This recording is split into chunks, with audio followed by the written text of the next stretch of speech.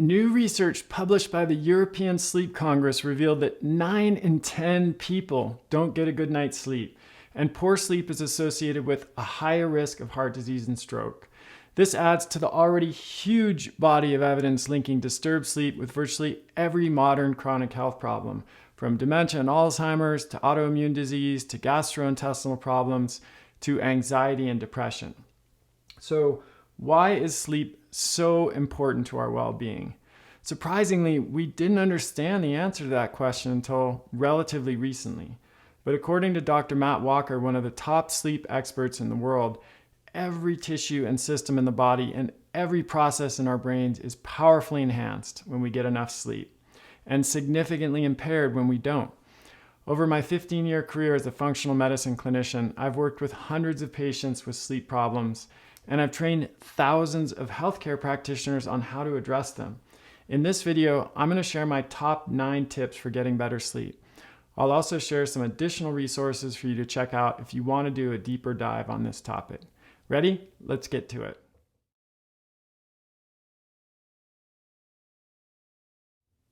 Hey everyone, I'm Chris Kresser here with another Tuesday tip video for you. If you're interested in free tips on how to optimize your health, improve your performance, and extend your lifespan, hit the subscribe button in the lower right corner and then tap the bell icon to get notified when new videos are available. Tip number 1 for getting better sleep is keeping your bedroom or sleep surface cool. Now, your body needs to drop its core temperature by about 2 to 2.5 degrees Fahrenheit or 1 degree Celsius to fall asleep and then stay asleep. This is why sleeping in a cool room is so important. Studies suggest that the optimal room temperature for sleep for most people is 67 degrees. You'll have to experiment a bit to find what's ideal for you, but I think that's a good starting place in general. Another option for dropping your body temperature while sleeping is lowering the temperature of your bed or sleep surface.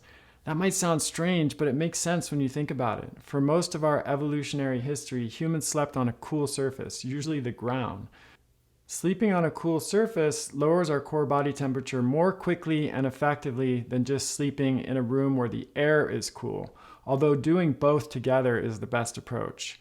And there are a few devices on the market that can cool your sleep surface. The one I like best is the Dock Pro sleep system from Chili Sleep. So this is a device that you fill with water and then you connect it to a pad that you put over your mattress, and the water circulates through that pad. And then you have an app on your phone that controls the temperature of that water. It's pretty cool.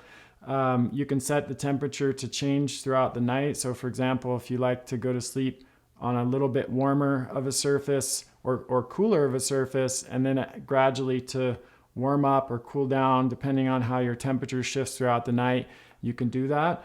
One of the great things about this solution too is that they make pads that only cover half of the bed. So it's really common if you sleep with a partner that your partner might have a different preference in terms of room temperature or sleep surface temperature. So you could have, different mats on each side of the bed, and each person can control their sleep surface temperature however they want. A few of my patients over the years have told me that this literally saved their marriage. As I'm sure some people watching this video can relate, it can be a big deal fighting over the thermostat or the temperature in the room during sleep. So tip number 2 for getting better sleep is restricting exposure to light at night. Human beings evolved to sleep in the dark, but in the modern world, thanks to artificial light and new technologies like smartphones, many of us are exposed to light sources when we sleep. So that's a big problem because countless studies show that exposure to even small amounts of light during sleep disrupts our circadian rhythm and wreaks havoc on our physiology. For example, a recent paper called Light Exposure During Sleep Impairs Cardiometabolic Function found that exposure to even moderate ambient lighting during nighttime sleep compared to sleeping in a dimly lit room harms your cardiovascular function and increases insulin resistance the following morning. Just one night of exposure to moderate room lighting during sleep impairs the regulation of blood sugar and heart function. So if that's what happens in one night, you can imagine the impact over time. With this in mind, it's crucial to restrict your exposure to light while you're sleeping. And there's several different ways to do this. One is to put up blackout shades or curtains in your bedroom to make the room darker. Another is to get rid of any digital alarm clocks or things that glow in the dark and emit light. There's a growing number of devices like this, like smart smoke alarms that light up if you move in your bed. And you just want to get rid of everything that digitally emits light. And that includes your smartphone. Something like 75% of people now sleep with their smartphone in their bedroom. That's a mistake, I think, in general. If you have to have your smartphone in there for safety reasons, kids out, and you want to be available for emergencies or things like that, iOS and Android now have sleep modes that you can set up that won't beep or flash or do anything unless it is an emergency. And you can set up which contacts can break through, and your smartphone basically becomes a dumb phone during the night, which is exactly what you want. And then another option that I personally do as well is I wear a sleep mask. So you can buy these on Amazon. They're cheap, and they're particularly important when traveling. Like if I'm in a hotel, they often don't have blackout shades, so I'll wear a sleep mask, and that will reduce my exposure to ambient light too. Tip number 3 is getting more exposure to natural light during the day. So this is the flip side of tip number 2. And human beings evolved to be outside and exposed to natural light during the day, just as we evolved to sleep at night. And exposure to natural light during the day helps to regulate our circadian rhythm, which governs our sleep-wake cycles. When we get outside during the day, especially before noon or 1 p.m., we're more likely to be able to fall asleep and stay asleep at night. So you could try taking a morning or lunchtime walk, sitting outside while you drink your coffee or tea, if you live in a climate where that's inviting, or a time of year where that makes sense, or even better, getting exercise outdoors. That's my favorite strategy. I will tend to take my mountain bike ride or go on a walk or go skiing in the winter or something like that before noon if I can, because that gives me that exposure to light at the time of the day when it's going to make the biggest difference. If you live in far northern or southern latitudes, or it's wintertime and not really practical or inviting to go outside in the morning, you can consider buying a light machine. These emit blue light that's similar to sunlight, and they're often used to treat seasonal affective disorders.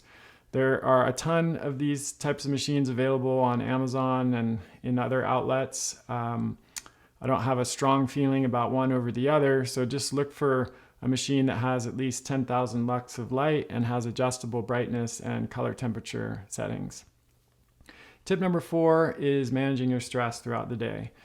If you're running around like a chicken with your head cut off for most of the day, it's not really realistic to assume that you'll be able to just push the sleep button and fall into a deep sleep at night. In my experience, this is one of the most important steps we can take to improve our sleep, but it's also one of the hardest things to do because so many of us have stressful and busy lives. So check out an article I wrote recently with 5 simple yet powerful ways to reduce your stress for some ideas on how to get started. Tip number 5 for getting better sleep is to stop using your smartphone, tablet, computer, or other digital devices at least an hour before bedtime.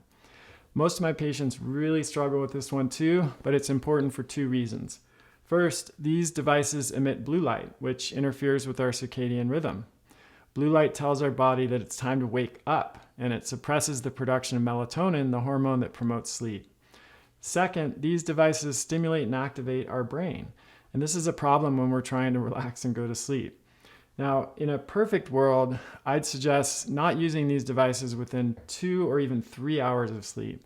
But I found that very few of my patients are able to do that. It's difficult for me as well.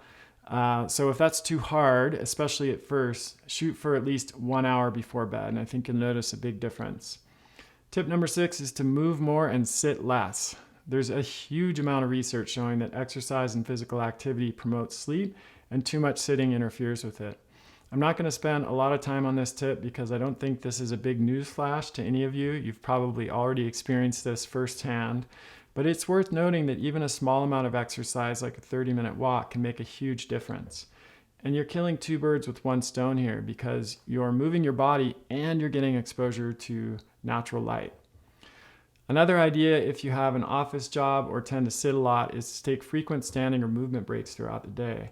You can set an alarm on your watch or use an app like Timeout on the Mac or Workray for the PC to remind you to get up every 45 to 60 minutes to stretch or move for a few minutes.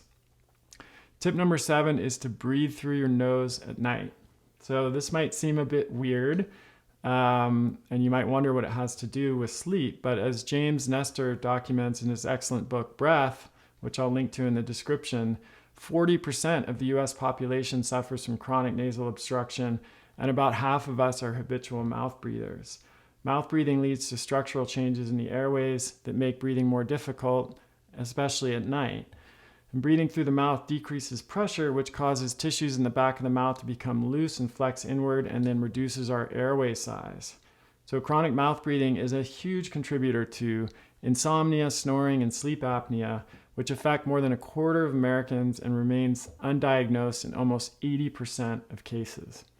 And several studies have shown an association between sleep apnea and problems like type 2 diabetes, strokes, heart attacks, and even a shortened lifespan. So this goes far beyond the impact of just disrupting our sleep.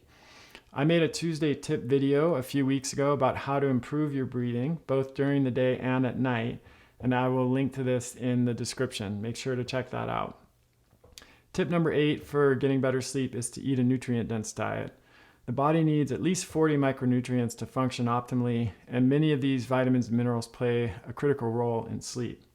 For example, magnesium has calming effects on the nervous system, and several studies have found that it's effective in treating insomnia and improving sleep. Vitamin D deficiency has been linked recently to several different sleep disorders. Iron deficiency is one of the most common causes of restless leg syndrome, which is a condition that interferes with sleep, especially as we age. I will link to an article I wrote about how to maximize the nutrient density of your diet in the description. If you follow those suggestions, you'll be off to a great start. The final tip for getting better sleep is smart supplementation. A whole foods diet should always be the starting place for meeting our nutrient needs, but declining soil quality, a growing toxic burden, and other challenges we face in the modern world have made it difficult, if not impossible, to get all of the nutrients we need from food. And this is where smart supplementation can help. In my work with patients, I've found that the most important nutrients for sleep are magnesium, selenium, potassium, B6, B12, vitamin C, vitamin D, and choline. They all play an important role in the production of neurotransmitters and hormones that support sleep. Sadly, most people are not getting enough of these nutrients. According to the Linus Pauling Institute, 100% don't get enough potassium, 94% don't get enough vitamin D, 92% don't get enough choline, and other research suggests that well over 90%, if not 100% of people are not getting enough magnesium today.